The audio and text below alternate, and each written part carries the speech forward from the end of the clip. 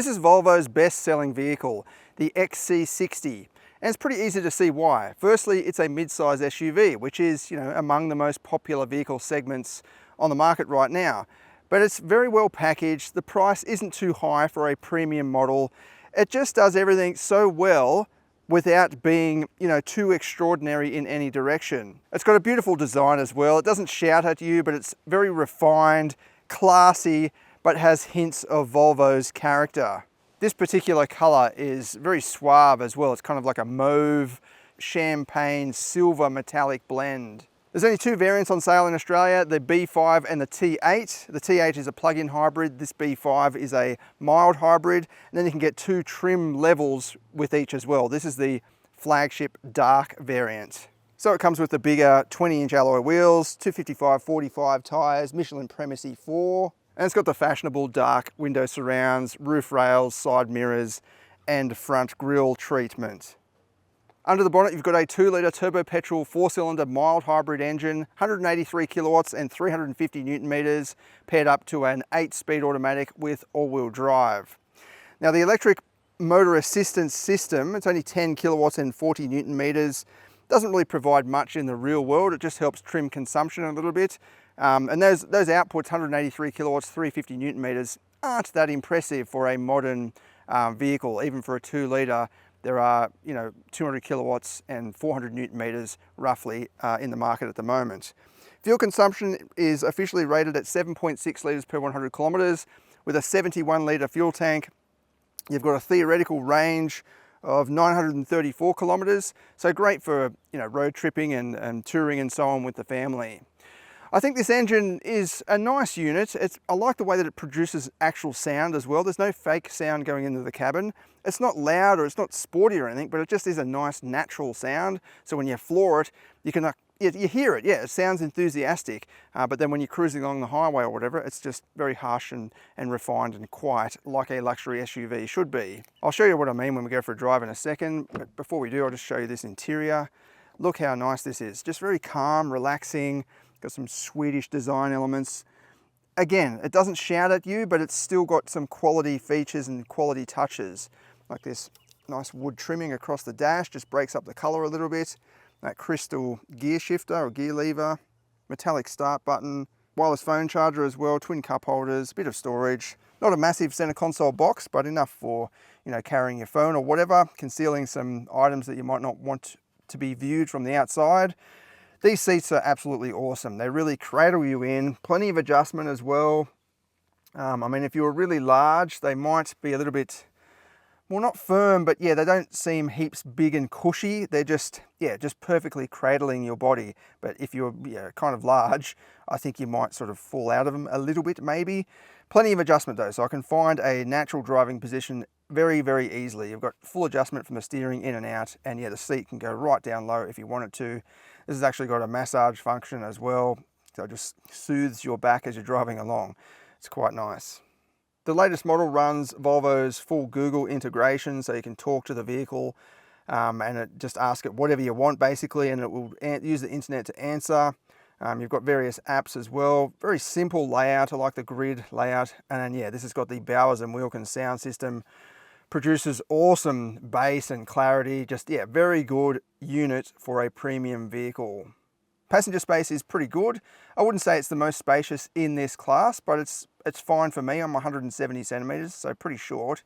But yeah, I've got a nice view around me. You sink down a little bit in it. It's not like a full upright SUV, but it's not like a sort of coupe style SUV like a Jaguar F-Pace or something like that, where the glass house is quite low profile. This is kind of in the middle somewhere. If you're pretty tall, I think the A-pillar might start to get, or at least feel close to your head. And also, while we're up here, this sun visor, it slopes right down and it's quite thick down here, but there's been a number of times I've been driving along, so there's kind of my line of sight, and there's sun's poking right through there. Like, why doesn't it just square off evenly? It's not like it doesn't have room. It could just go up there on the ceiling. But yeah, really annoying. The sun's just poking right through there. Most vehicles are squared off, so you can actually adjust it to a point where, you're completely merging across with the pillar. Whereas this, where my head sits, it's just always got this little bit of a indent there. But yeah, aside from that, I mean, that's just nitpicking, but I don't know why they couldn't just create a normal sun visor. Anyway, obviously I've been stressing about it the last couple of days with the sun right in my eyes on it late in the afternoon. But yeah, other than that, it feels like a spacious, or it feels like a very normal, average, and I don't mean that in a bad way, but average mid-size SUV. And then likewise, up at the back, nice amount of space. You've got full climate controls, individual climate vents, a charging port down there, nets on the back of the seats, and more climate vents on the B-pillar. You do sit quite high in the back here, like it's perched up a little bit, which is going to be great for the kids who, you know, probably going to be my height, and they're going to see over the windowsill nice and easily, so they're less likely to feel, you know, a little bit car sick. And Volvo has integrated its pop-out booster seats as well. You just push the button at the front there, and then you've got a booster seat. Flip down armrest with cup holders as well, and I like this little rubber flappy bit that sticks out, so you can put all different size cups in there, even a skinny cup like a Red Bull can or something like that will fit in there without falling over. You've got a poke-through hole into the boot area as well, and then mildly sculpted outer seats. Actually, they're probably more sculpted than some rivals. They really sort of dip in there to hold you in the corners. And then up at the back, 505 litres of boot space in the standard all seats up configuration. It's not bad, it's not class leading, but you do have a 12-volt socket on the side, a netted pocket, and under the floor, I've got a bit of extra storage as well as a space saver spare wheel. This example has got the adjustable air suspension. They're the air tanks there, or part of the air suspension. And interestingly, it's only a $2,800 option on this variant, the B5 Dark. Seems like a no-brainer to me to have air suspension for that little cost. Usually it's, you know, $5 grand or more on other vehicles. So to have that on a mid-size SUV, that is a bit of a standout feature. Not all mid-size premium SUVs like this have it available as an option, let alone for that price. All right, let's take it for a drive now and see how it goes. We'll do the performance test later on as well. We've got a few different drive modes to choose from, mainly for the suspension, or only for the suspension, steering feel, and then you've got standard and off-road as an overarching drive mode. This isn't about, you know, absolute sportiness and performance. It's just get in and drive it. You don't have to worry about fiddling around with different modes. I mean, that is good in my opinion for some types of vehicles like sports cars and so on, but with an SUV like this is going for a sort of calm and relaxing character. I'll just leave it in the soft suspension mode to start with, and yeah, I was surprised when I first drove this that it's not actually that soft for air suspension. Usually it's, you know, very comfortable and relaxing, and the wheels have a lot of movement. This is still quite sporty even in the soft mode. So we'll try out firm mode in a second as well, but I can drive down a winding road like this. It doesn't feel like it's rolling, doesn't feel like it's tipping or anything like that. It's actually a very nice balance in my opinion, but some people, or some buyers rather, of a luxury vehicle like this, they might want something a little bit softer. But yeah, I find this a good balance because it's bracing the body going around corners, but it's still providing give when you hit bumps and so on. And if you can hear that, there's no fake sounds coming from that engine, as I said, and it's just so refreshing in this day and age. Even EVs with that kind of fake sound, like, what's the point? If it doesn't make a sound, then you don't need to introduce this sort of artificial soundtrack. I'll give it full beans. See, then it just turns into this nice roaring 2-litre turbo engine. It's, as I said, it doesn't have a sporty note or anything, but it just has this nice aggressive natural sound. Flick it over into the firm mode. See, again, those seats, they're just holding me in going around these corners. They're just awesome seats, I reckon. But they're still comfortable as well. So in the firm mode, it's not massively different so far. This road has got a lot of ripples and bumps. I like testing vehicles down here because of that. It's a pretty demanding road, coarse surface as well. But yeah, this is not a massive difference between soft and firm, to be honest. Oh, it's maybe a little bit, wheels dropping into the bumps a bit more in the soft setting. But yeah, it's not bone-jarringly stiff in the firm setting.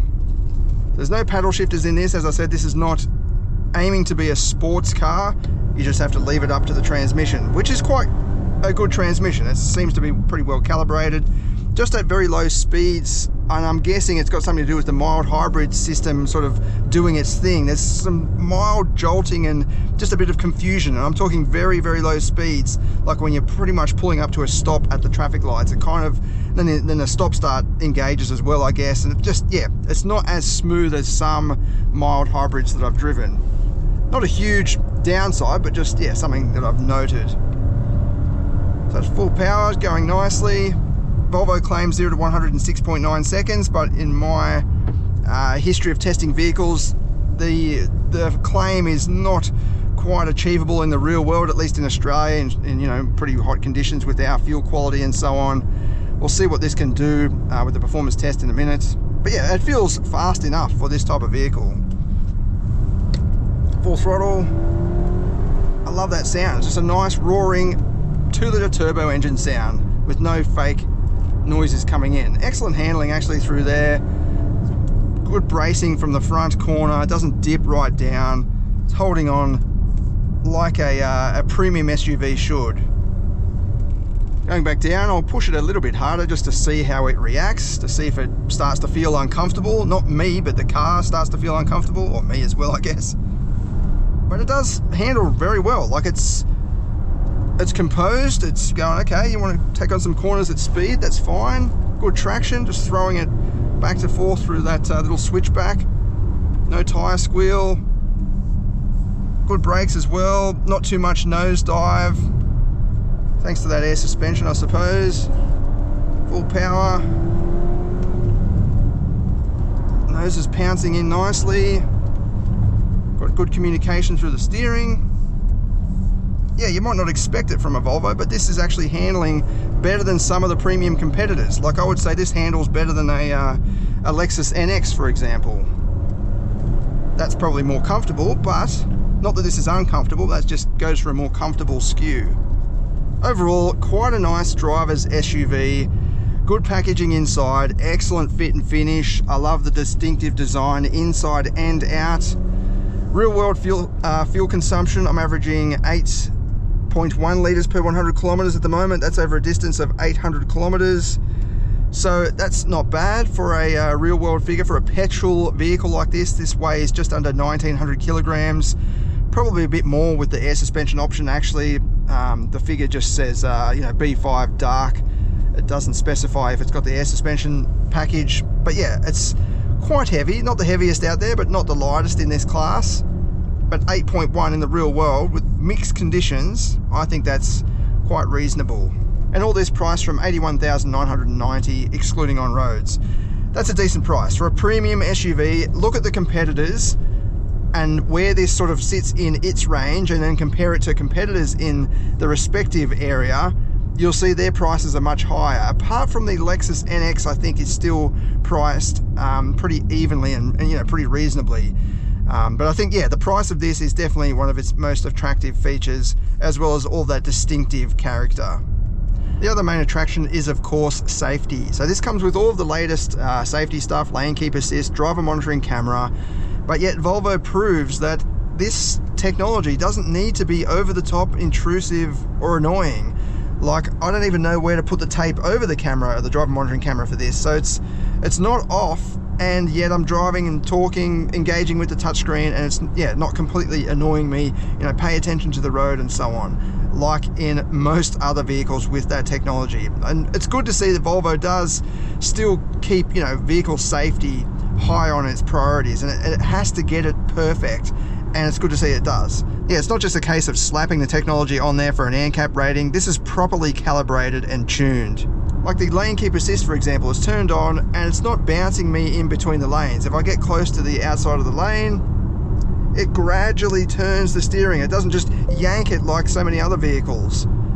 All right, let's head off now and do the performance test and see what it goes like.